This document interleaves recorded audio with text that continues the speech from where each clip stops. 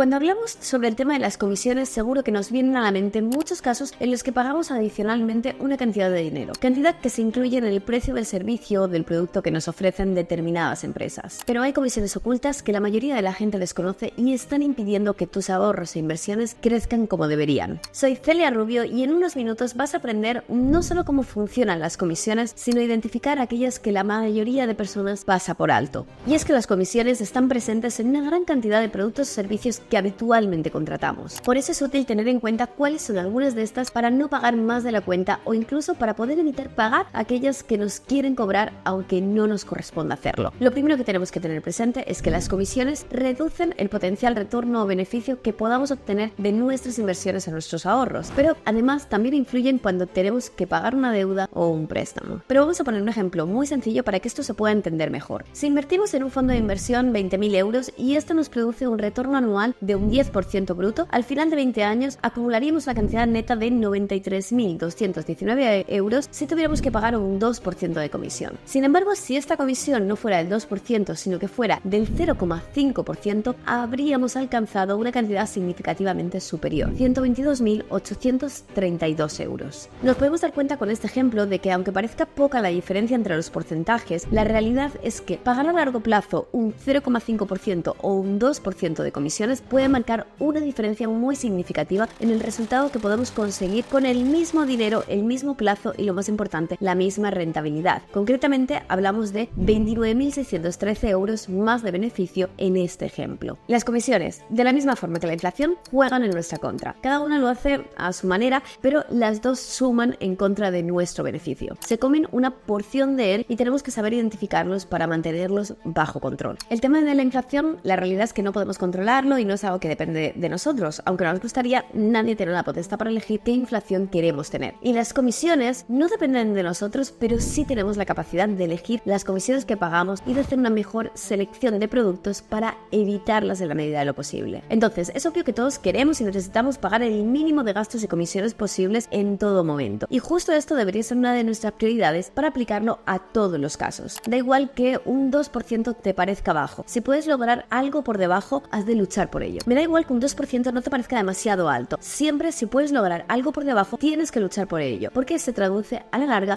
en miles y miles de euros. Una vez clara la importancia de cada porcentaje y el impacto de este sobre nuestro dinero, voy a compartirte las comisiones clave a las que debes prestar atención en cada tipo de producto. Fondos de inversión. Se trata de uno de los instrumentos de inversión más utilizados por los inversores minoristas o particulares y por las entidades bancarias y los gestores de patrimonio. De hecho, tienes un vídeo explicándolos desde lo más básico para principiantes que te dejo por aquí y te volveré a dejar al final de este vídeo. Las comisiones de los fondos de inversión son los porcentajes aplicados sobre el total del patrimonio del fondo de inversión, sobre su rentabilidad o sobre ambos. Es una cantidad de dinero que tienen que pagar a la gestora del fondo todos aquellos que quieran invertir en ese fondo. Los costes en un fondo de inversión pueden venir en forma de comisión de gestión, comisión de éxito, comisión de compra o suscripción, comisión de reembolso, de depósito, de custodia, costes de cambio de divisa, gastos corrientes como auditoría, asesorías, etc. O sea que tienes un amplio abanico de gastos, pero vamos a ver ahora los más importantes. Lo sé, son muchos y posiblemente no te suene ninguno de ellos, pero precisamente por esta complejidad en el tipo de comisiones que nos cobra un fondo, todos los fondos de inversión están obligados a reportar su TER.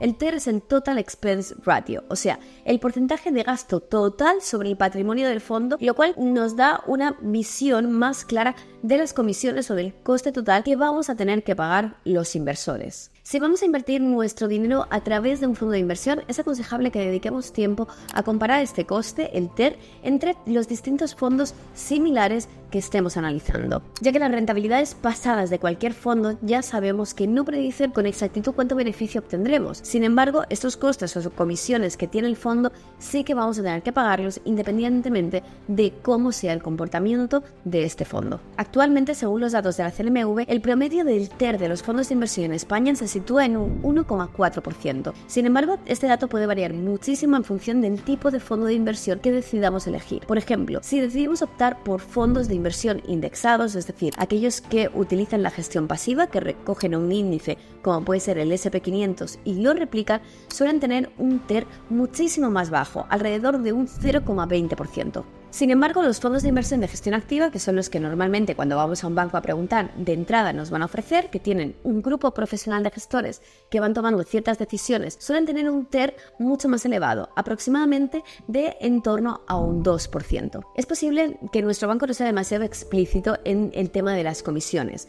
De hecho, muchísimos inversores creen que su banco no les cobra nada por colocar su dinero en un fondo. Sin embargo, es probable que ese banco que comercializa el fondo se quede con un porcentaje de la comisión de gestión. Por eso, como conclusión, y aunque esto supone generalizar, y en otros vídeos profundizaremos más sobre el tema, para inversores principiantes lo mejor suele ser no moverse de los fondos indexados, ya que son más sencillos de utilizar, es decir, podemos entender de forma mucho más sencilla en qué está invirtiendo ese fondo y además nos evitamos la complicación de tener que pagar altas comisiones. Al igual que los fondos de inversión, los ETFs tienen una comisión de gestión.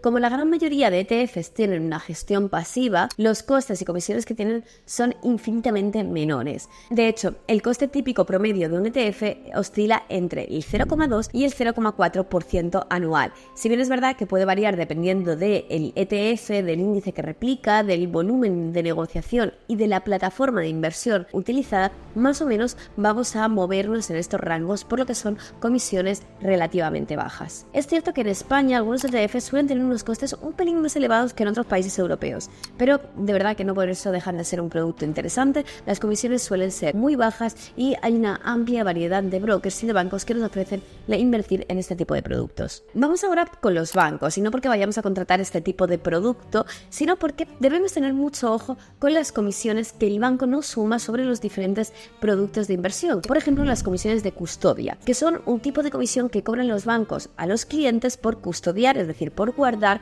valores como acciones, bonos, fondos de inversión, lo que tengamos. En España las comisiones de custodia son voluntarias, es decir, el banco puede decidir cobrarlo o no cobrarlo. Sin embargo, como podrás imaginar, la gran mayoría de entidades, sobre todo aquellas más tradicionales, sí que las cobran y la cuantía varía muchísimo en función de la entidad, del tipo de valores que se custodien y del volumen de dinero que tengamos en esa inversión. Si queremos evitar el pago de estas comisiones, existen algunas alternativas para los bancos para custodiar valores, como plataformas online de inversión, como neobrokers o bancas digitales. Este tipo de plataformas suelen ofrecer comisiones de custodia mucho más bajas, incluso algunas no te cobran absolutamente nada por este servicio, razón por la que estas opciones digitales están ganando cada vez más terreno entre los inversores menos tradicionales. También tenemos que tener en cuenta la comisión por transacción. Viene a ser la comisión, que puede ser fija o variable, que nos cobrará el banco o el broker para comprar y para vender. Aquí de nuevo los bancos suelen tener comisiones bastante altas. Sin embargo, este tipo de brokers o de neobancos ofrecen comisiones muy bajas, incluso la mayoría ofrecen algún tipo de productos sin ningún tipo de comisiones. Aquí yo os diría que es importante mirar un poco más allá de la banca tradicional y buscar opciones más competitivas, siempre por supuesto asegurándonos que son igual de seguras y que se tratan de opciones que están reguladas. Y bueno, realmente, aunque aquí te he mencionado las dos comisiones más claves que nos ponen los bancos sobre los productos, la lista de comisiones que pueden cobrar los bancos es tan extensa que para resumirlo te muestro esta tabla por si quieres pausar el vídeo y mirarlas un poquito mejor. Algunas de las formas para reducir las comisiones bancarias serían: primero, comparar las comisiones de las distintas entidades bancarias en los distintos productos. Es importante que antes de empezar a invertir hagamos una buena comparativa y decidamos a través de qué plataforma, de qué banco, de qué broker vamos a comprar cada uno de los productos. Evitar servicios que conlleven más comisiones, como utilizar alguna tarjeta de crédito para hacer depósitos o hacer algún tipo de transferencia internacional por la cual nos vayan a cobrar. Y por último, para algunos tipos de inversores, sobre todo para aquellos que van a hacer aportaciones con un capital mayor, es posible sentarte con el banco y negociar las comisiones, aunque esto, como puedes imaginar, es algo reservado para unos pocos. Vamos ahora con los depósitos. En el caso de los depósitos a plazo, las comisiones más comunes son la comisión de apertura, la comisión de mantenimiento que nos van a cobrar durante la vida de este depósito y la más importante de todos y en la que vamos a poner foco, que es la comisión de cancelación anticipada. Los depósitos a plazo suelen tener un plazo de vencimiento fijo, por ejemplo 3, 6, 12 meses, por lo que es importante tener en cuenta que si cancelamos antes de esa fecha es probable que nos cobren una comisión anticipada. Siempre que contratemos depósitos vamos a fijarnos en esta comisión de cancelación anticipada por si acaso necesitáramos recuperar nuestro dinero o por si vemos mejores opciones, que tampoco sería difícil, en el mercado para conseguir una rentabilidad mayor. Los planes de pensiones. A ver, los planes de pensiones todos los conocemos, son productos de inversión pensados para el largo plazo, para que los trabajadores vayan ahorrando y empiecen a preparar sus jubilaciones. Las comisiones pueden variar muchísimo en función del tipo de plan de pensiones que cojamos y de la entidad que nos lo está vendiendo. Sin embargo, para que te hagas una idea, las comisiones más frecuentes de los planes de pensiones son la comisión de apertura, que es la que nos cobran cuando abrimos el plan, esta se paga solo una vez, la comisión de gestión, que sería como estas comisiones que se pagan en los fondos, y la comisión de depósito, que es la que nos cobran cada vez que hacemos una aportación. Lo normal es que esta comisión de depósito sea inexistente, y si es existente, casi que te diría que huyeras de ahí. En España existe una normativa que establece cuál es la comisión máxima que nos puede cobrar por un plan de pensiones, que depende del tipo de plan de pensiones. Para los de renta fija, lo máximo es un 0,85%, para los planes mixtos un 1,30% y para los planes de renta variable un 1,5%. Esta comisión total incluiría la comisión de depósito y la comisión de gestión, pero si nos han cobrado una comisión de apertura, esta la tendríamos que valorar aparte. En general, déjame decirte que los planes de pensiones son productos que, en la mayoría de casos, aunque hay excepciones y hablaremos de eso en otro vídeo, dan bajas rentabilidades y que nos van a cobrar muchísimas comisiones. No obstante, te diré que existe un producto financiero que no tiene ningún tipo de comisiones y que te garantiza una alta rentabilidad, que es estar suscrito a este canal. Así que ya sabes, si te ha gustado este vídeo, no olvides darle like, suscribirte y nos vemos muy pronto con un próximo vídeo hablando de finanzas e inversiones.